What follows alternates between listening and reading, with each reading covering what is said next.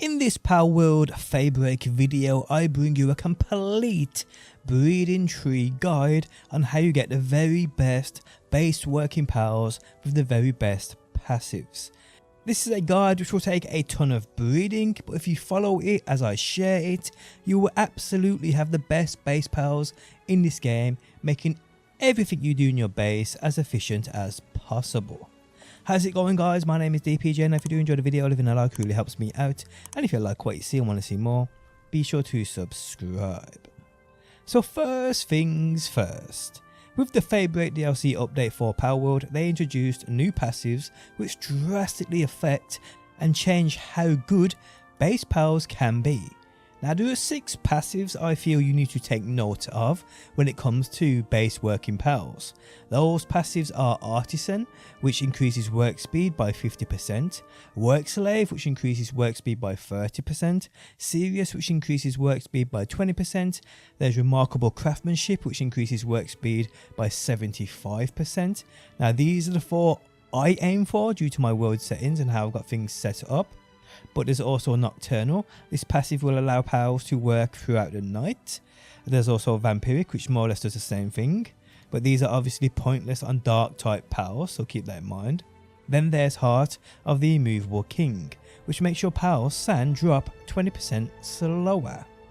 Pick your 4 guys. I personally, like I said, aim for the 4 work speed affecting passives. Okay, so once you have the passives in mind that you want on your pals, we now start. Okay, so there are a few pals which you need to catch in order to complete this breeding tree of the very best base working pals. But we do indeed play this smart. So we actually keep breeding out and breeding into brand new pals with minimal passives to an absolute minimum. Meaning when it comes to passing those correct passives down to the actual pal you want, it's going to be much quicker and the fastest route possible. So first things first, the pals in which you need to catch to complete this breeding tree. So you need a Relaxaurus and you need a Celesdir. These are single-handedly the most important pals for this breeding tree. And between these 2 pals, guys, you need to try, not 100% must, but you need to try and catch these pals offering the passives you want for your base working pals. Now you can just keep catching these pals over and over until you eventually get the passives you want. Your other option is just to breed Relaxaurus and a Celesdir together over and over and over. The baby of these 2 will be an Anubis, who we 100% need. What I did was, I initially caught a Relaxaurus and a Celesdir with minimal passives on them as possible. I believe Relaxaurus always comes with 1 red passive, which is a pain, but hey. And I just then bred them over and over and over until I saw more of the passives that I want, as they can randomly come through. There's a chance you may end up with 4 Anubises, each having 1 of the passives you want on them, but it is then as simple as breeding them together until you get a single Anubis with all 4 passives on it. That is what you want. That is your end goal for this phase of the breeding tree. 1 Anubis with all 4 of the passives you want on them.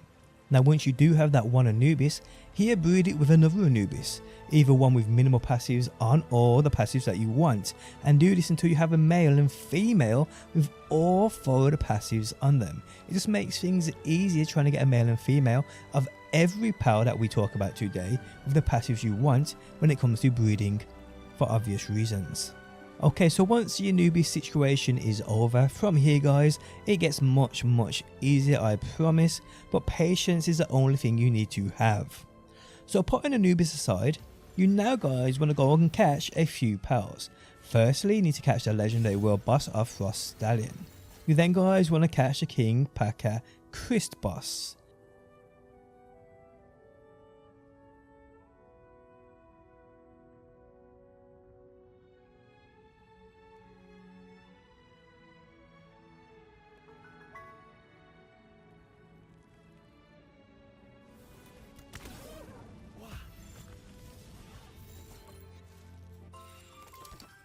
You then guys want to catch a Digtoise and try and get a Digtoise with either 0 passives on it, or land a Digtoise with 1 or multiple of the passives you want on your base working pals.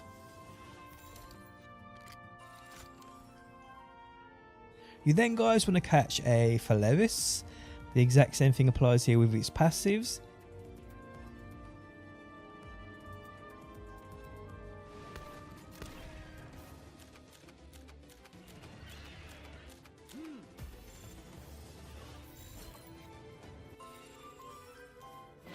Now you next want to catch the Ignus Terra. I've probably butchered that name, I apologise. This is located right down here on the map. And the same applies here guys with its passives.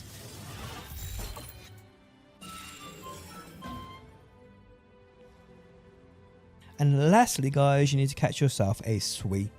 Once you have them pals, it's now all about breeding and breeding these together, and you'll end up with the best base working pals in the game and more.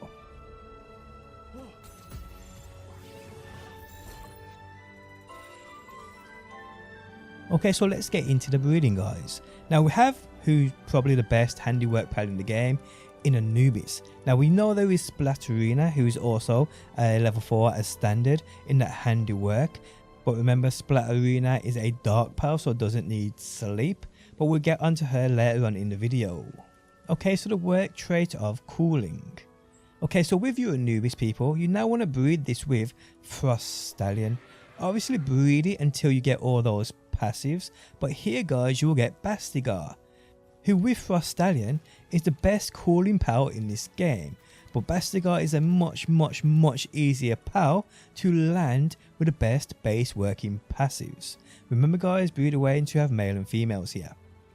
Okay, so we're going to move on to mining. Okay, so once you have that Bastigor guys, you now want to breed this with Frostallion. This will give you an Astegon, who is the best mining pal in this game. He's a big fella, but he's the best. Okay, so next up guys, lumbering. Okay, so now we need to get a Gildane, who you can get from breeding your Anubis with that King Packer Crest we caught earlier. Breed away until you get that Gildane with those passives that you want.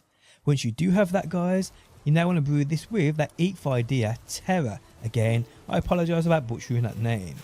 This will give you the baby of Celesdir, who is now the best lumbering pal in this game. Okay, so what about the watering pals?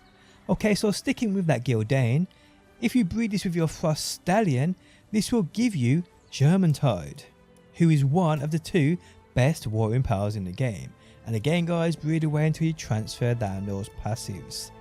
And then guys, once you've achieved that Jormuntide, if you breed this with that Faleris I told you to catch earlier at the start of the video, this will give you that Faleris Aqus, who is in my opinion the best watering pal in the game because she is much smaller than Jormuntide and doesn't get stuck in your base. Okay, so what about that generating electricity? What pals you want here? Well, in my opinion, Azurmane is by far the best and easiest one to get. Yes, Orzhok is good, but it's much harder to breed. So Azurmane is by far the one you want to aim for. And you can game guys by simply now breeding that Jormuntide with that Astegon that you made earlier. This will give you a beacon, the electric flare. Again, transfer those passives. But once you have that beacon with those passives, you now just want to breed this with Anubis. This will give you that Azurmane. Now, in my opinion, the new best electric pal in the game. Okay, so now we're going to move on to the transporting pals. So now guys, you have that Azurmane. Simply now breed it with that Anubis. This will give you a Wumpo Botan. Simple as that, people. Okay, so what about Kindling? So with the dig toys I told you to catch at the start of the video with those minimal passives on it, if you now breed this with that Anubis, this will give you a Blaze Howl. Remember, we need to pass down those passives. Once you get that Blaze Howl, you now want to breed that Blaze Howl with that Jormuntide we made earlier. This will give you a Jormuntide Ignus, by far the best Kindling pal in this game. Okay, so we move on to planting. Okay, so here guys, you need to breed that Blaze Howl we just made with the Astegon we made earlier. This will reward you Mossanda as a baby. Remember, you want to pass down those passives. Then put that Mossanda to the side. Next up guys, you want to breed that Blaze Howl and that Dig Toys. This will give you Prunelia. Once you have that Prunelia and that Mossanda with those passives, breed these 2 together guys and you get yourself Lyleen, the best planting pal in this game. Okay, so what about gathering? Okay, so here guys, you firstly want to breed together Frostallion and Lyleen, or either Frostallion and Faleris Aqus. This will give you a baby of Halsefa. Again, make sure you breed down those passives, people. Once you have the Halsefa, now you want to breed this with your Frostallion. This will give you Frostallion Noct, the best gathering pal in this game. Okay, so medicine production. So here guys, the best pal in the game for this is Bellanoir or Bellanoir Libero. Problem is here guys, these pals are raid bosses only, meaning you need to defeat these to get yourself an egg. And then guys, you need to hatch that egg and hopefully get a male and female. So you'd have to beat these raid bosses twice at least. Then once you have a male and female, you'd need to breed these over and over and over and over until you land all 4 of these passives on it, which is going to be a crazy long task. Because these are pals they can only breed and get by breeding 2 of the same parents of Bellanoir and Bellanoir Libero, so yeah. Now I personally here, I don't mind dropping down a level and using my Lyleen, who is a standard level 3 in that medicine production, or Splatterina, who is also a level 3 in that medicine production. Okay, so on to Splatterina. Because she's with Anubis, the best handiwork pal in the game, along with Lyleen, who again is a rare pal that only comes along with those meteors guys, and you have to catch a male and female and breed them over and over and over, which really ain't worth it. There's much faster routes now if you follow this guide. Okay, so to get Splatterina much easier from the position you should be in now, simply breed your Astegon and that sweet I told you to catch earlier on in the video. This will give you a Splatterina. And here guys, you're simply good, breed away until you get all those passives on that Splatterina.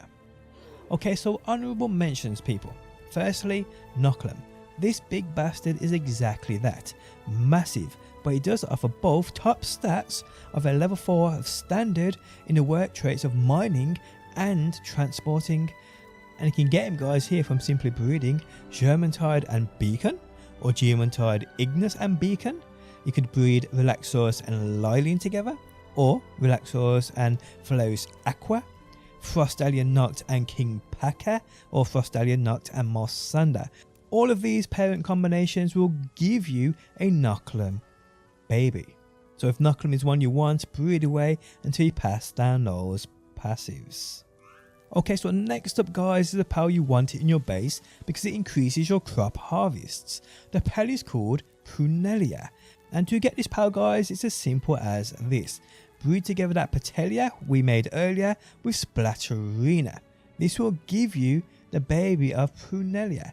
Breed away until you get those passives. Okay, so another great pal to help with those crops is Lullu. What she does is she increases the growth rate of your crops. And to get her from the position you should be in, simply breed that Swee we caught earlier with your Gildane. This gives you that Lullu. Breed away until you have those passives. Lastly guys, you have Shroomer.